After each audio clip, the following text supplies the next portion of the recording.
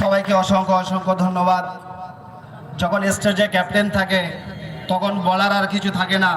যে বৃষ্টিকে উপেক্ষা করে আজ এই পলিরহাট 1 নম্বর অঞ্চলের মানুষ যে এইভাবে মায়েরা বোনেরা বসে আছে, সত্যি আমরা কৃতজ্ঞ। তো কিছুদিন আগে আমি বলেছিলাম যে ভোটের আগে, তো ভোটের সময় ভোটের দিন তোমাকে রাস্তায় বসিয়ে ছাড়বো। ও তো প্রথম দিনে রাস্তায় বসতে বাধ্য হয়েছে।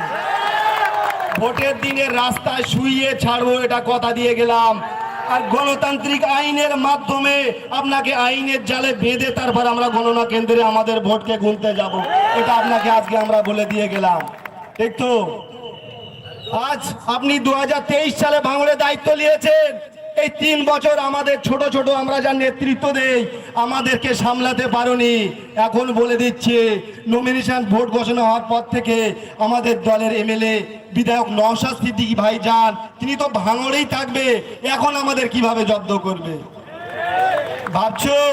যেদিন আপনার নামটা টিকিট ঘোষণা হয় অনেক কান্নাকাটি করেছো, অত লাভ হবে না। আপনি সামান্য 2 দিন প্রোগ্রাম, ওই 2 দিন আন্দোলন করার জন্য 15 লাখ টাকা আপনি খরচা করেছেন ওই মানুষগুলো ভাড়া করে।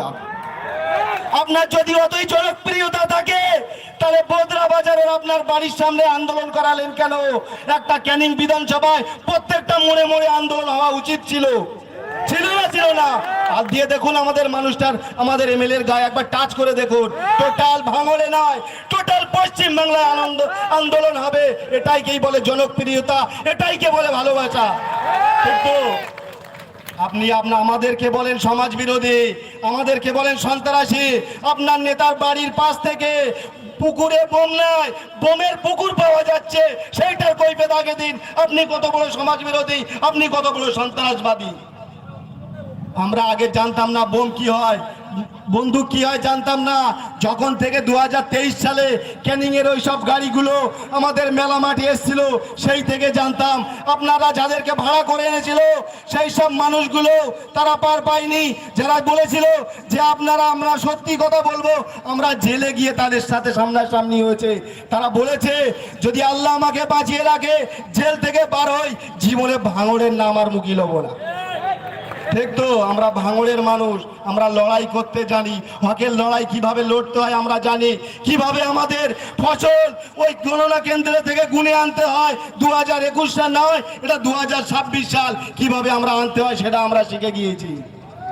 তখন তো এমএলএ সিম্পল একটা এমএলএ ছিল নওশাদ সিদ্দিকী, তার সাথে এখন তো অনেক কিছু আছে। তাই তো ভয় পাওয়ার কোনো জায়গা আছে নাকি? প্রথম দিন স্বাগত যদি আমরা এইভাবে জানাতে পারি তাহলে গণনা কেন্দ্রে কিভাবে যাব বুঝতে পারছো তো নাকি? আমরা যদি আমাদের ভোটটা গুনে আনতে পারি, মনে করবে আগামী 5 বছর এই এমএলএ বিধায়ক নওশাদ সিদ্দিকী আমাদের জন্য ঢাল হয়ে যেভাবে দাঁড়িয়েছিল, আগামী আরো 5 বছর বুক চিতিয়ে টোটাল পশ্চিম বাংলার মানুষের জন্য, নিপীড়িত বঞ্চিত মানুষের জন্য এইভাবে ঢাল হয়ে দাঁড়িয়ে থাকবে। সেই গর্ব, সেই অঙ্গীকার নিয়ে আমরা ভাঙড়ের মানুষ আর একবার নওশাদ সিদ্দিকী ভাইজানকে বিধানসভায় পাঠাবো। কি পারবো তো? আপনি ভেবেছো যে নাটক করে এখানে নয় ক্যানিং এ নির্দল প্রার্থী দিয়ে এখানে তো হারবই হারবো, ক্যানিং এ গিয়ে আশ্রয় নেবো। বাবু সে কাজ হচ্ছে না, তোমার পিছনে আমরা বাঁশ লাগিয়ে দিয়েছি। পারবে না দেখাতে, পারবে না ক্যানিং এর জায়গা, পারবে না ভাঙড়ে জায়গা। যেখানে জায়গা কিনেছো বাইরের রাষ্ট্রে, সেখানেই তোমার বসবাস করতে হবে। আর আপনার চেলা চামচাদের যে আপনি অক্সিজেন দিচ্ছে, সেই অক্সিজেন নিয়ে যেভাবে আমাদের নিরীহ কর্মীদের উপরে অত্যাচার করছো, মিথ্যা মামলায় কেস দিচ্ছ। আমি আছি বাইরে, মারপিট হচ্ছে হাতিশালায়, সেখানেও আমার নামে কেস। ভাবতে অবাক লাগে এই অঞ্চলের নেতারা এখনো 1 মাস আমাদের বাড়ি ছাড়া। মারপিট হচ্ছিল কোথায়? সেখান থেকে উসমান ভাই আমাদের সাথে ফুরফুরায় ছিল, তাদের নামে কেস। ভাবা যায় এসবগুলো, ভাবতে অবাক লাগে। তবে সাবধান হয়ে থাকুন। আমাদের এমএলএ নওশাদ সিদ্দিকী ভাইজান লড়তে শিখেছে 5 টাকার আইনের পেনের খোঁচায় এমন খোঁচা দিয়ে দেবো, ওইসব আয়োগুলোকে আমরা হাইকোর্টে নিয়েই ছাড়বো। কেন মিথ্যা মামলায় আমাদেরকে এইভাবে জর্জরিত করা হচ্ছে? 2021 সাল থেকে 23 সাল পর্যন্ত আমার নামে একটা মামলা ছিল, এখন বয়স 34, কেস 37। তাই তো 3 বছরে এইটাই উন্নয়ন করেছেন আপনি। ভাঙড়ে প্রত্যেকটা গ্রামে প্রত্যেকটা নিরীহ মানুষের নামে 2টো 5টা 10টা করে কেস দিয়ে রেখেছেন। আর এরা সেই কেস খেয়ে জেল খেটে খেটে এতটা মজবুত, এতটা শক্ত লোহার মতো তৈরি হয়েছে, সেই ভয়ে আতঙ্কে আপনি না ঘুমোতে পারছেন না খেতে পারছেন।